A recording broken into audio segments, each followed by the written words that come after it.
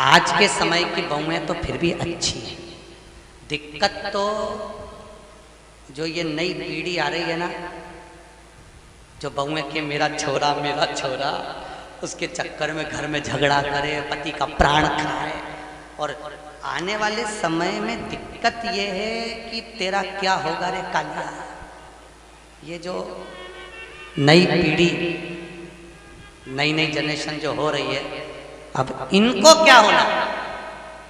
अभी तक तुम लोग तो निभा रही हो और तुम्हारी बहुएं भी तुम्हें निभा रही हैं, कोई दिक्कत नहीं। पर इसलिए कभी कभी बहुओं से कह दिया करो, हमारी तो निभ गई रे बेटा, अब तेरा क्या होगा। दिक्कत हमारी तो गई। इतने दिन निकल गए, बचे कुछ 7 दिन थे, भागवत में निकल गए। आज कौन सा दिन है? तीसरा। कितना बचा? 4। यूं निकल जाए। कल चौथा हो जाएगा, परसों 5वां, 6ठा।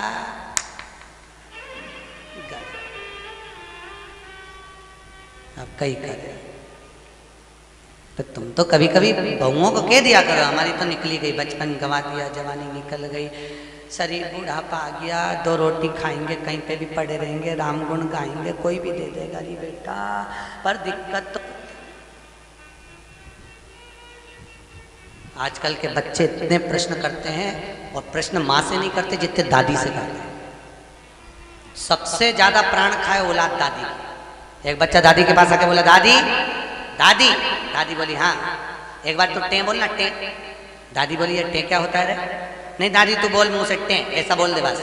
दादी बोली नहीं बोलूं, पहले बता क्यों बुलवा रहा है। दादी तू बोल तो सही, टें नहीं बोलूं, पहले बता क्यों बुलवा रहा है। दादी ने 5 रुपए दिए, ले टॉफी खा लेना, अब बता मुझसे टें क्यों बुलवा रहा है। दादी कल मम्मी पापा पलंग पे बैठ के बात कर रहे थे, जब अम्मा टें बोल जाएगी तो सारी जायदाद अपनी हो जाएगी, सारी जायदाद। तो तुम ध्यान रखना रहे हो इंदौर वालों, टें मत बोलना भूल से। बच्चे इतना प्रश्न करें। एक छोटा बच्चा अपनी दादी की गोद में आकर बैठ गया, बोला दादी दादी। दादी बोली हाँ। आज वो पड़ोसी है ना लल्लू, हाँ, उसके यहाँ पे बूंदी का रायता बना, बूंदी बनी, सेव बना, पूड़ी बनी, सब्जी बनी चना की। दादी बोली वो तो बने गई, क्योंकि उसकी दादी मर गई तो 12वें का भोजन बनाए। इतने में बच्चा बोला दादी अपने यहाँ कब बनेगा। दादी ने एक धर के दिया। अच्छा बच्चे भी बहुत प्राण खाए तो दादियों के खाए, क्योंकि दादियों को ज्यादा शौक था। बेचारी बहू छोरा छोरी नहीं देवे तो दादी के एक तो कर लो रही, मैं पाल लूंगी, मैं बेटी हूँ, मैं हूं ना संभाल लूंगी, मैं हूं ना संभाल लूंगी, मैं हूं ना संभाल लूंगी। अच्छा इनको ना जाने क्या शौक भगवान। दिन भर अब छोरा बहू का छोरा छोरी हो गया ना, अभी भी आशा लगा के बैठी है, बस बहू क्या छोरा हुआ, मेरे पोते का ब्याह हो जाए, पोता बहू आ जाए, बस मैं सोना की सीढ़ी चढ़ जाऊं। बताओ सुखदेव आश्रम की 4 सीढ़ी चढ़ते नहीं बन रही, सोना की सीढ़ी चढ़ने चली गई। यहाँ पे तो हापड़ी भरा रही है सोना की चढ़। और औलाद भी ऐसी, पर पोता भी हो गया तो सोने की सीढ़ी जब दादियों की चढ़ाए, कई जगह हमको बुलाएं देखने के लिए, गुरुजी आओ हमारी अम्मा सोने की सीढ़ी चढ़ रही, तो इतनी सी सोने की सीढ़ी बनवाए पट्टा, इतनी सी सीढ़ी चढ़ वो सीढ़ी मुड़ जाए पर अम्मा नहीं चढ़े। कब चढ़ती थी सोना की सीढ़ी? गरुड़ पुराण में लिखा है सोने की सीढ़ी जब पर पोता हो जाता था और डोकरी मरती थी, तब अर्थी पे सोने की सीढ़ी चढ़ती थी। और आजकल कब चढ़ती है? जीते जी तू तो जा, अभी जा। ब्राह्मण कभी नहीं करता, इसलिए आज भी सोने की में ब्राह्मण भोज नहीं होता। कभी देखा आप लोगों ने? सोने की सीढ़ी में कभी ब्राह्मण भोज नहीं होगा, क्योंकि सोने की सीढ़ी का भोजन कभी ब्राह्मण नहीं करता। क्योंकि सोने की सीढ़ी जिस दिन मरता है उस कहां प्रणाम करते हैं? मंदिर के पीछे। जितना आगे प्रणाम नहीं करेंगे उससे ज्यादा पीछे करेंगे। कौन से शास्त्र में लिखा है कि मंदिर के पीछे प्रणाम करो? कौन से पुराण में लिखा है कि मंदिर के पीछे प्रणाम करो? कहीं लिखा देखा? अरे बोलो तो सही, किसी शास्त्र में पढ़ा? ईमानदारी से बोलना। भगवान कृष्ण के पीछे दौड़कर चल रहा था कौन? काल्यावन।